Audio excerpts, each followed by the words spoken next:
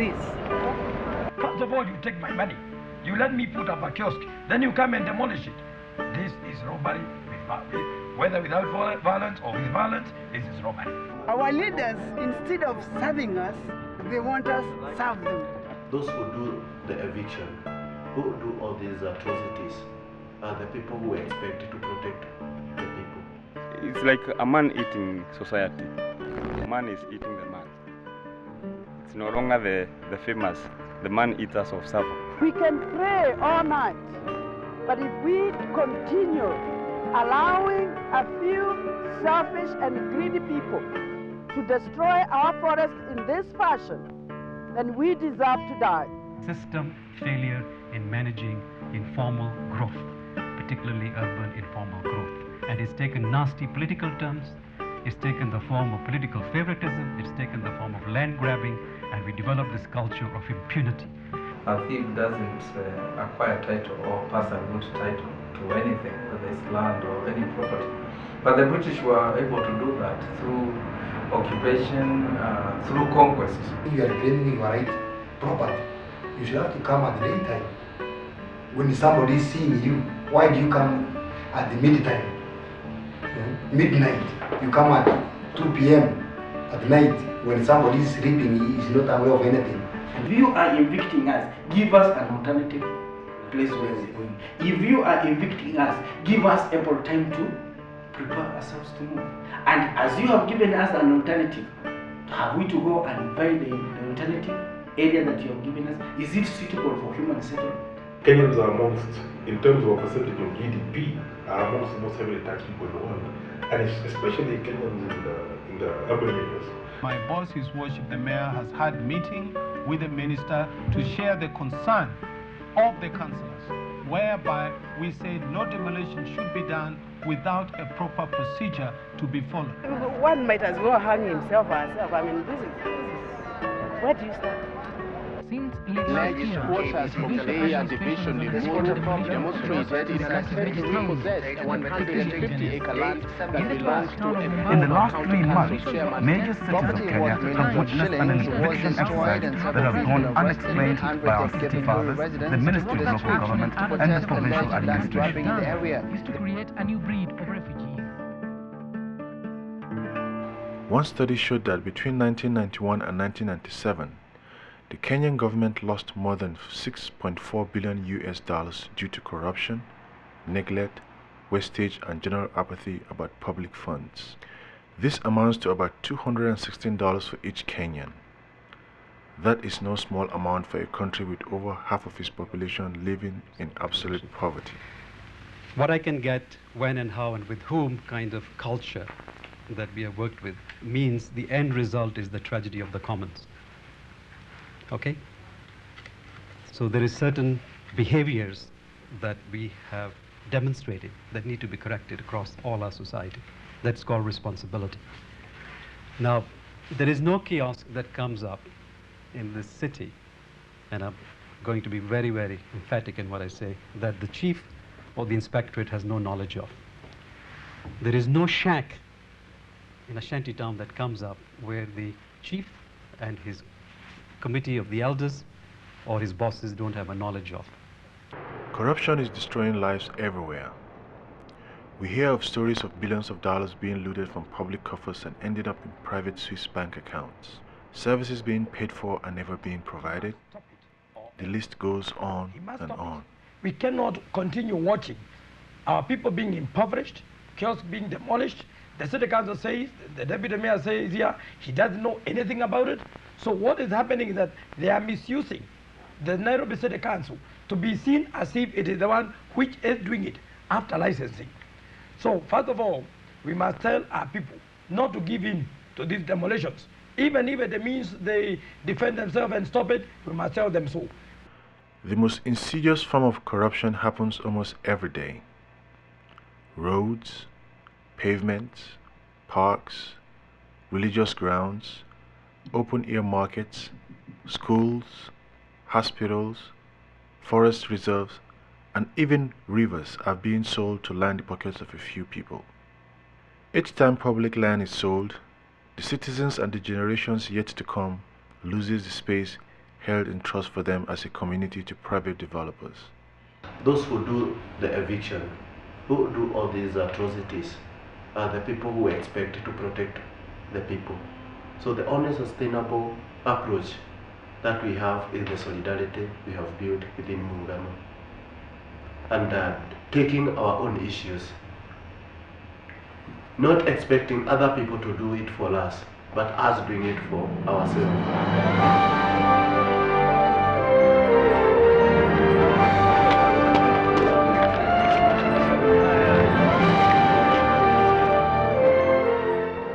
The right to live with security and dignity is a right of every human being. Until the public has a real right to participate in decisions about how land is managed, unscrupulous individuals will continue to find ways to unleash inhumane atrocities on the citizen. We can complain about police corruption and people can do something about it. But when you touch land, you're touching at the very core of this society, because we're an agricultural society, we're a peasant society.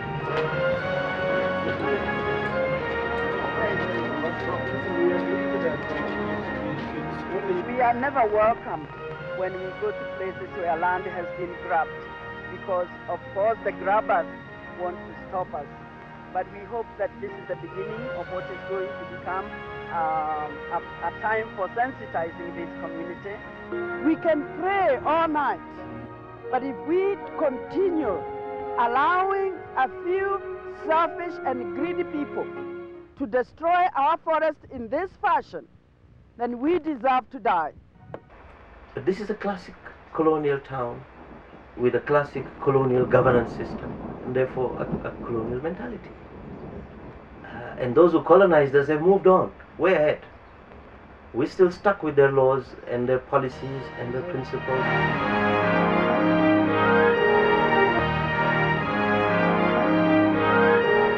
65% of Kenyans living in Nairobi live in crowded slums on about 5% of the land in the city. The living conditions in the slums are, to put it mildly, deplorable. Slums. Do you know the definition of slum that we have here? It means below the sewer line. Because Nairobi is hilly. And if you look at all the poverty settlements in Nairobi, whether it's Mathare or Korogosho or parts of Kibera, you find that it is in the valleys, that people live in the valleys. In other places, the rich live in the valleys, and the poor live on the hillsides, like in Latin America, for example. Here, the rich live on the hillsides, the poor live in the valleys, and the sewer line does not run at the bottom of the valley; it runs towards the top of the valley.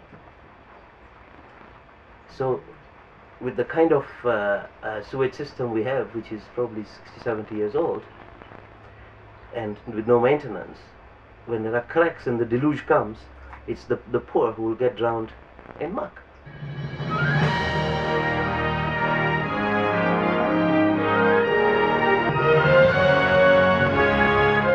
Most people in Nairobi have no access to running water, sanitation, roads, or electricity.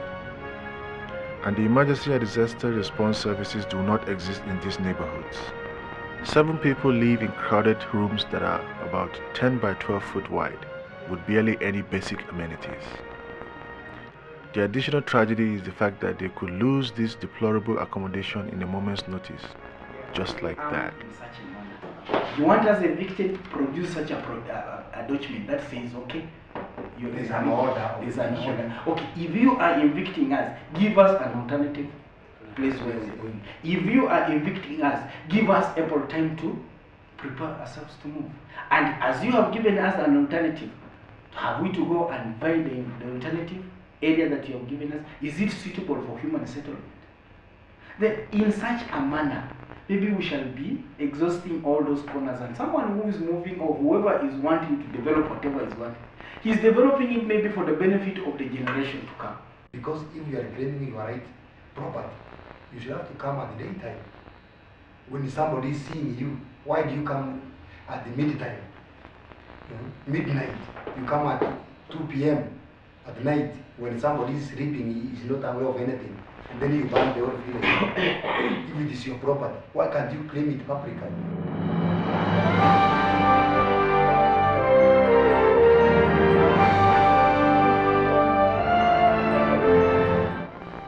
Tuesday, June 5th, 2001, Soweto, Laresho. 5 years ago, over 20,000 people used to live on this plot of land, nestled in the richer neighborhoods in Nairobi. They had lived here since 1976, and many of them worked in the houses behind these high walls.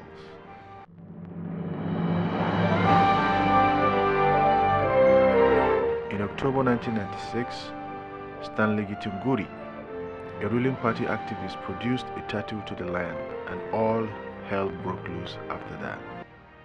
In just 1 year alone, Soweto Laresho was set on fire twice and raided 3 times by hired thugs and security guards.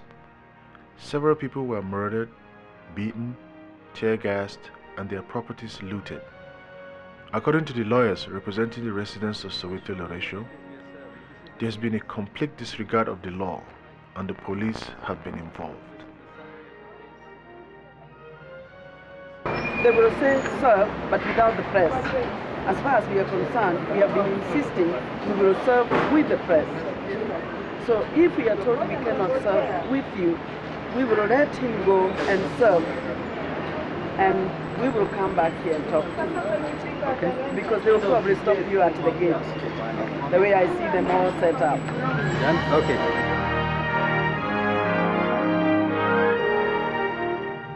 The police role is hard to explain, but one fact is known for sure, that they are supervising illegal evictions and demolitions without an eviction order from the court.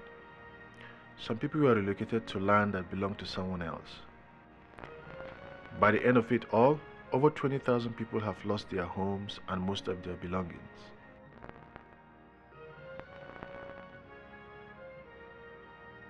In March of 1997, 5 representatives of an estimated 900 families that were evicted from Soweto Laresho took Stanley Githongo to court. But the truth of the matter is, if the press is not allowed to accompany us as we serve the minister, the court server can serve. We don't have to go there and serve in privacy, because we have insisted that this is a public issue. Yes. The case still remains in litigation, and therefore the land remains vacant. So it's not just a question of what is the law and is the law being applied. Because even if the law is applied as it is, then people will still not get their rights. There would still be slums, there would still be marginalization of the peasantry, there would still be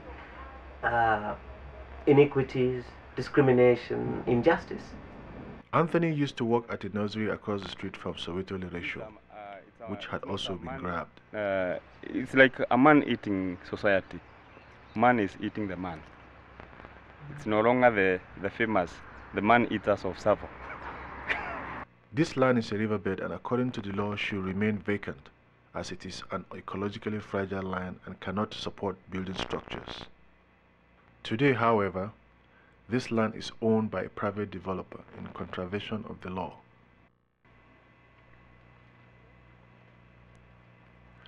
The developer who had bought the nursery also bought the Westland Market, which was still reeling from a demolition from the day before. On Monday, June 4th, 2001, at about midnight, the market had been demolished. Demolition was done by the Nairobi City Council trucks. Produce and materials were looted.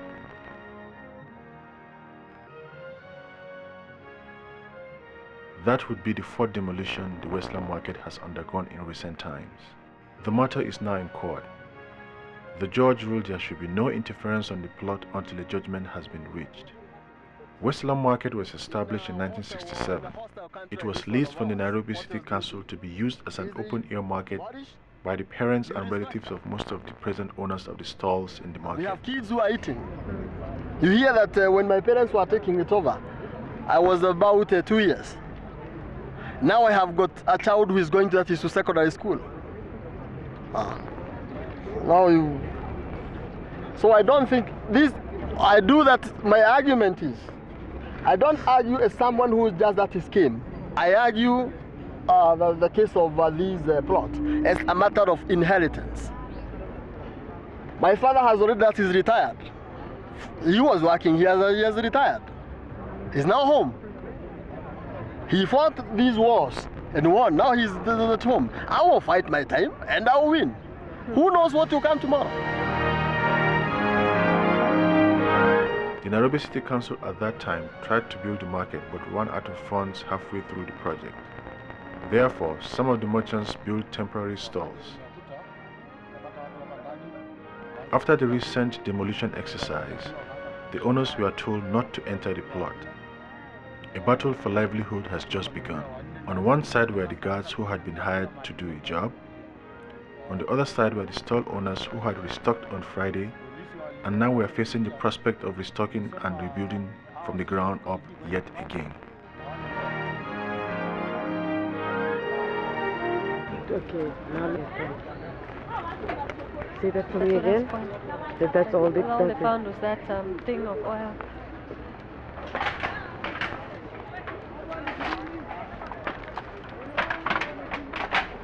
The fully stocked kitchen is now empty except for a can of cooking oil. Kanguka chini, akapiga kichwa yake. Aya. Slowly, the politicians started coming out to address the situation. Joe Akech, the deputy mayor of Nairobi, described the demolition as illegal and deplorable. As he spoke, a fracas broke out between the hired guards and some of the stall owners.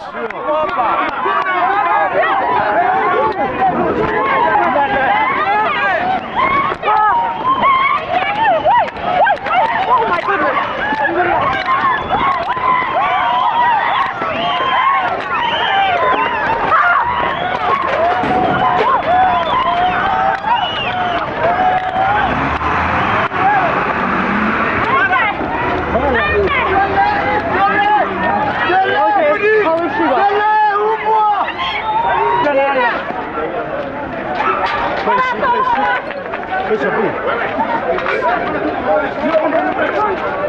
Rocks were being thrown all over the place.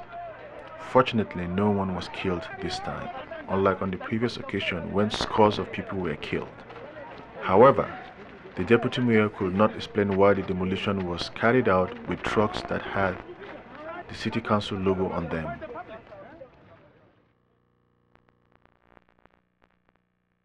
No land grabbing! No land grabbing! No land grabbing!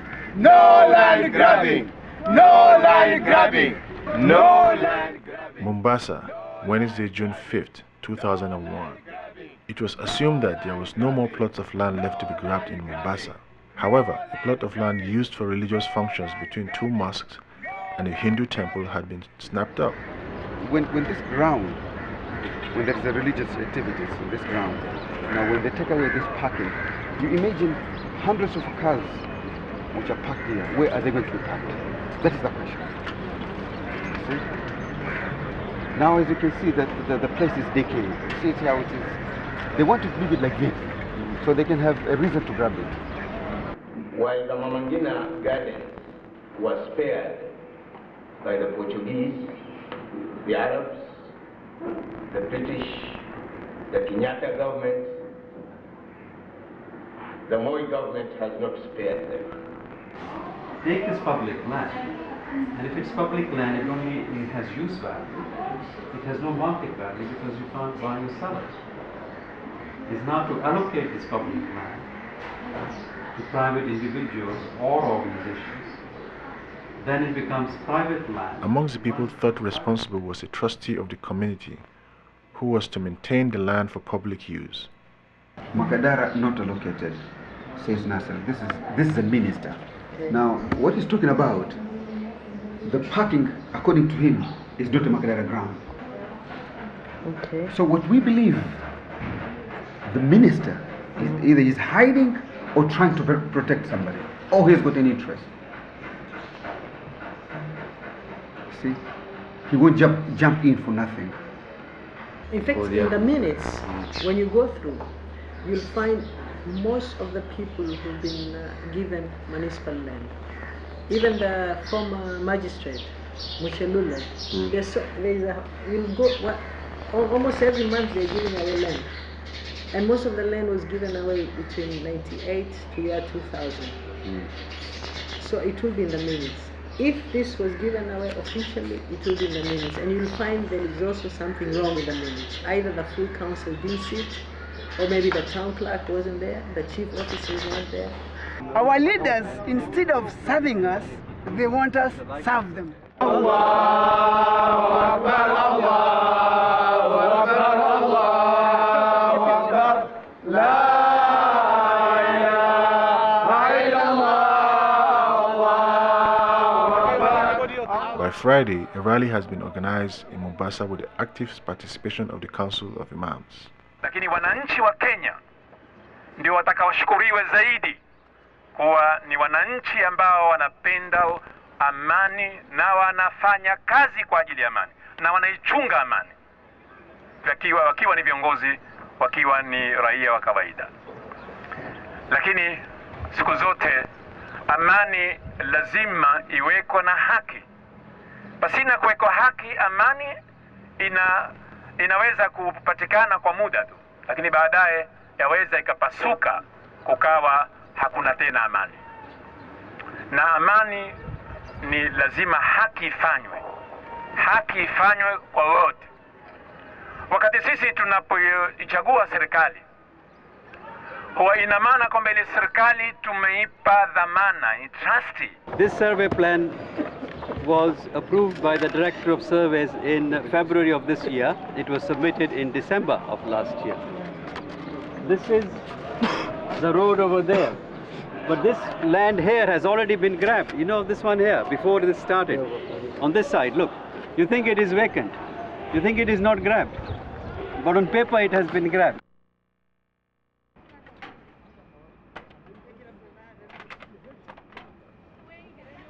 Meanwhile, back in Nairobi, the confrontation with the hired guards has abated and the reconstruction of the stalls has begun. Not all the stall owners could rebuild because of the devastating financial loss they have just incurred. After the demolition, the committee went to the court and then we were given the go-ahead to start the building by the city council. So now it's upon the owner of the stall. If you are in a position to start constructing new ones, then you can start doing it. That's why you can see some are almost complete, others are halfway, and others haven't even started theirs. But then we were hoping to have started by this week. Unfortunately, most of the people can't afford to do it in time. So maybe by next week, if you come around, you'll find 3/4 of the stalls will be in operation. People have lost many things here. They have lost very many things because I've seen some have complained their cassettes, they have gone, their materials, even hands that were bought. You know, these things are going with the money. If you don't have money, nothing you can do in Kenya. News stories of land corruption is an almost daily feature in the Kenyan media. It is tempting, especially for the politicians, to see the new awareness of public sector corruption as a media-driven sensation. It's unfortunate.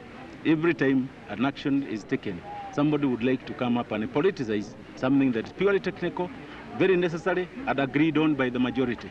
My boss, His Worship the Mayor, has had meeting with the minister to share the concern of the councillors, whereby we said no demolition should be done without a proper procedure to be followed. First of all, you take my money. You let me put up a kiosk. Then you come and demolish it. This is robbery, whether without violence or with violence, this is robbery. It's robbery. However, land has been used to placate the opposition to buy favor for the ruling party for as long as anyone can remember in Kenya, according to most of the activists against land corruption in Kenya. You see, as you go to Langata, you see a Presbyterian church. That's right. Out there. Yeah. I was given by Moi personally to move away from the other house. The other one, I was occupying a place like this house, inside where he took for the school. So I was given 2.5 acres by Moi to move from the other one. And a title was brought to my office, completely finished, and signed by the Commissioner of Land. Because I say Moi has no right to keep on grabbing land in the city. We are worshipping there, but we have not grabbed it. We are just using the space. But Moi said you can use other space, and more than use the other space, you can own it. So I was brought by the Commission of Land a title deed to move from there to where school is. I took it. I was bribed to move out from the other one. You know, I had no right. I was just talking as a public person.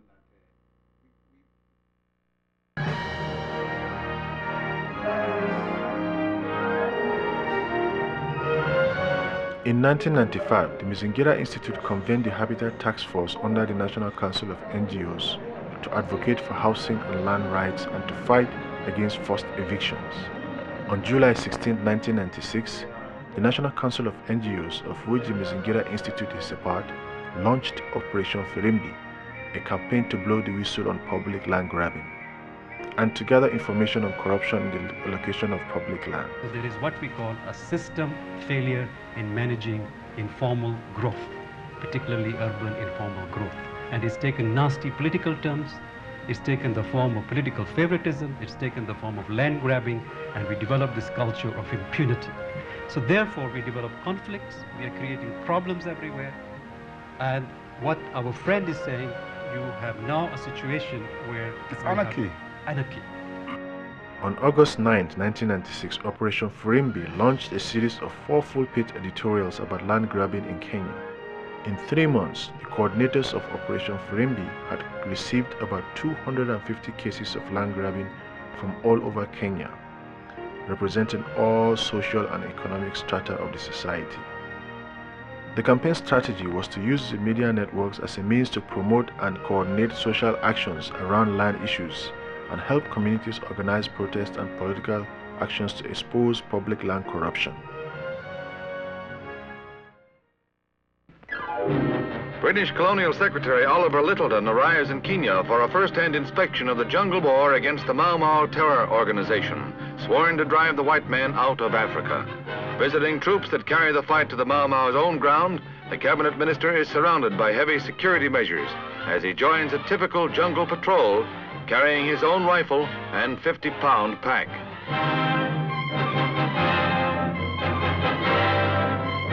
The capture by one of these patrols of General China, a Mau Mau leader, has brought the first contact with the enemy's leadership and the first hope in months of arranging an end to the bloody Mau Mau campaign of terror. In the 1950s, the Land and Freedom Army of the Mau Mau Revolution fought for the economic and political freedom of all Kenya. Thousands of Kenyans fought for the cause, and many were killed or maimed. The movement itself, the Land and Freedom Army, the Mau Mau movement,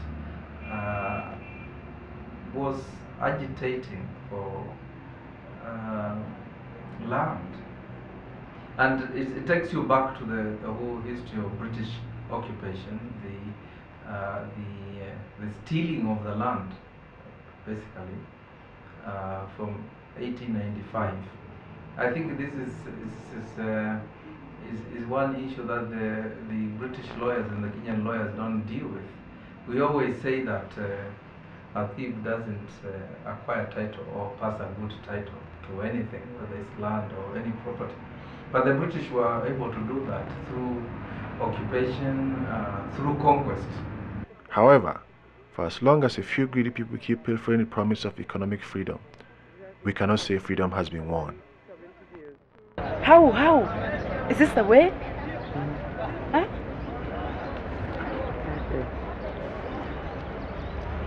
Shit.